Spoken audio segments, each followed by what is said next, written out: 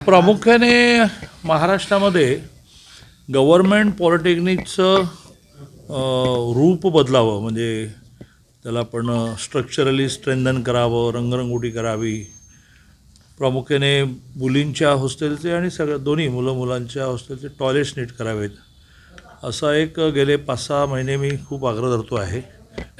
त्यातून आले बऱ्यापैकी टेंडरपर्यंत आले. पण मीनवाईल सेंट्रली आम्ही सगळ्या गव्हर्मेंट पॉलिटेक्निकला, सगळ्या गव्हर्मेंट इंजिनिअरिंग कॉलेजला जिमसाठी साहित्य द्यायचं ठरवलं.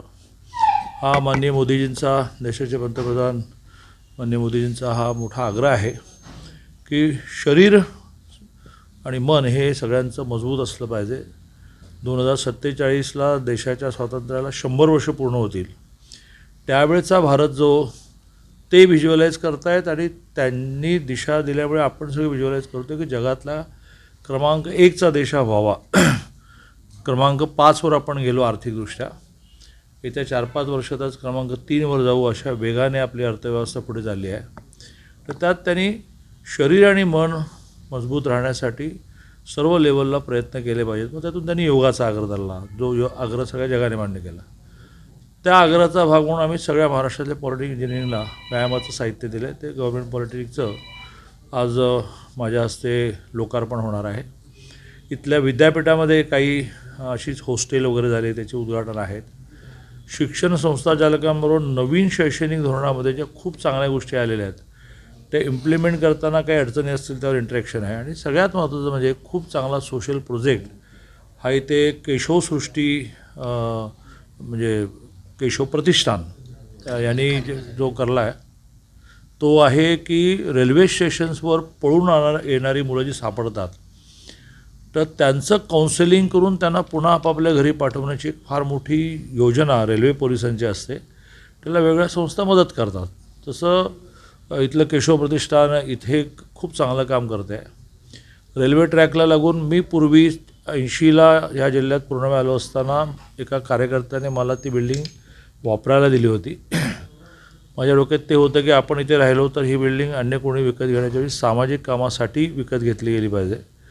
मला आनंद आहे की ती केशव प्रतिष्ठानने विकत घेतली, खूप चांगली इमारत बांधली आणि या पळून येणाऱ्या रेल्वे स्टेशन सापडणाऱ्या मुलांच्या सेटलमेंटसाठी त्या इमारतीचा उपयोग होईल, त्याचंही उद्घाटन आहे. असे खूप विविध कार्यक्रम आहेत. जळगावशी माझं नातं आहेच, त्यामुळे खूप जुने मित्र प्राध्यापक अनिल लामांच्याकडे जेवायला जाण्यापासून ते दीपक परदेशीकडे त्यांनी नवीन घर बांधलं तर चहाला जाण्यापासून बऱ्याच गोष्टी आहेत. विरोधकांनी टीका करणं हे त्यांचं कामच आहे. परंतु घडणाऱ्या घटना चिंताजनक आहेत. त्याची व्यवस्थित प्रत्येक घटनेची खोलामध्ये जाऊन चौकशी केली जाते आणि त्याच्यामधले जे दोषी असतील त्यांना शासन मिळेल. दादा, हा जो मॉरिस आहे ज्याने अभिषेक घोसाळकरांवर गोळीबार केला, त्या मॉरिसने 4 दिवसांपूर्वी एकनाथ शिंदेची भेट घेतली होती.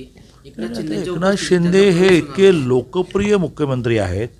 साधारणतः माझं ऑब्झर्वेशन असं की दिवसभरामध्ये ग्रुपने किंवा इंडिव्हिज्युअली 5,000 लोक त्यांना भेटतात. म्हणजे मी कमीच बोलतो आहे खरं म्हणजे जर ते मुंबईमध्ये निवासस्थानी असतील तरची संख्या, बाहेर तर काय आम्हाला भेटतात.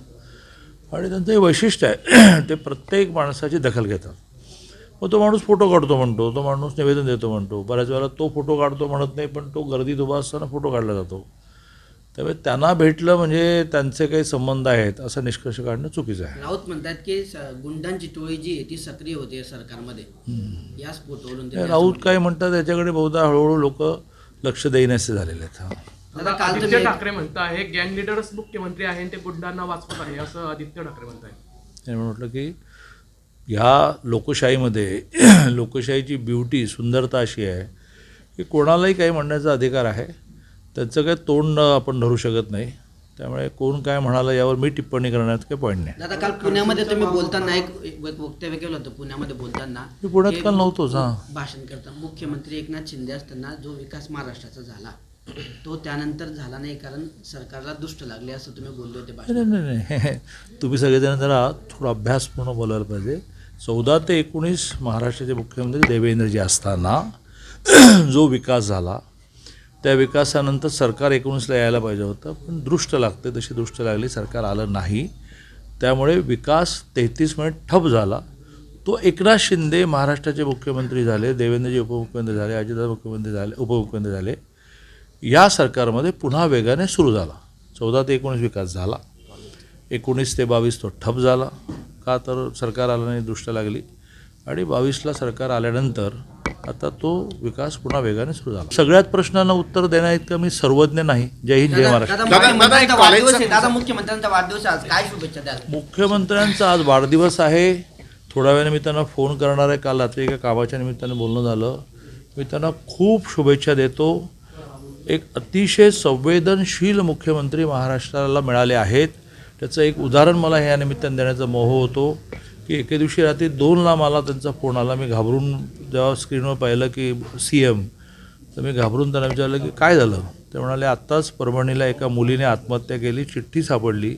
चिठ्ठीत ती असं लिहिते की माझी निम्मी फी सरकार भरते त्याबद्दल आभार, पण उरलेली निम्मी फी भरायला माझ्या बापाकडे पैसे नाहीत म्हणून मी आत्महत्या करते.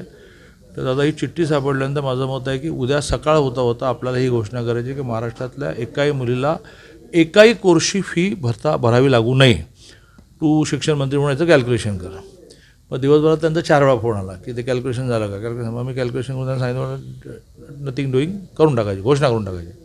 आणि ह्या जूनपासून एका घटनेवरून हा माणूस संवेदनशील किती की त्यांनी ही घोषणा केली की त्या जूनपासून महाराष्ट्रातल्या 8 लाखापेक्षा कमी उत्पन्न असणाऱ्या कुठल्याही जातीच्या, कुठल्याही धर्माच्या, कुठल्याही पंथाच्या मुलीला मेडिकल इंजिनिअरिंगसहित कुठलीही फी भरावी लागणार नाही. असा संवेदनशील मुख्यमंत्री महाराष्ट्राला मिळाला आहे.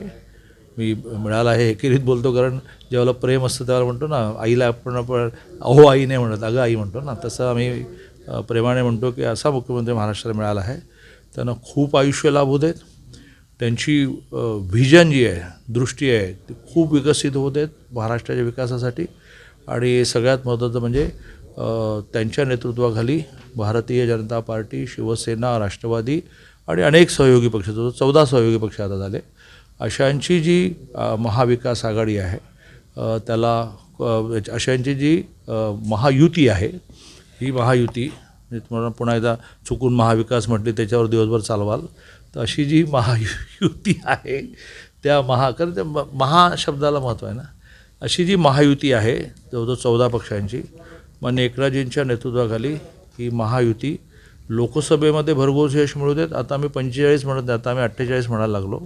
त्यामुळे सगळ्याच्या सगळ्या जागा जिंकू देत आणि त्यानंतर येणाऱ्या विधानसभेमध्ये सुद्धा त्यांच्या नेतृत्वाखाली महाराष्ट्रामध्ये महायुतीचं सरकार येईल. काँग्रेसची जनसंवाद यात्रा होती, त्यामध्ये कॉलेजच्या विद्यार्थ्यांना जबरदस्ती रॅलीमध्ये सहभागी करावं लागलं होतं. त्यामध्ये दुचाकीवर रॅलीमध्ये एका विद्यार्थ्याचा मृत्यू झालेला होता. आणि माझ्या पार्टीच्या बाबतीत घडलेली घटना असू देत किंवा विरोधी पक्षाची घडलेली घटना असू देत, त्या घटनेच्या खोलामध्ये जाण्याशिवाय त्यावर टिप्पणी करणं हा माझा स्वभाव नाही. तुमच्याकडूनच पहिल्यांदा घटना कळते, माहिती घेतली पाहिजे. दादा, खडसे भाजपमध्ये प्रवेश करणार असल्याची चर्चा आहे पुन्हा आता. आपण त्याचे जुने मित्र आहात. तुमच्याकडेच अशा माहित्या जास्त असतात, त्यामुळे मला दिवसभरात आणखीन काही डिटेल्स असतील तर द्या. ABP माझा, उघडा डोळे बघा नीट.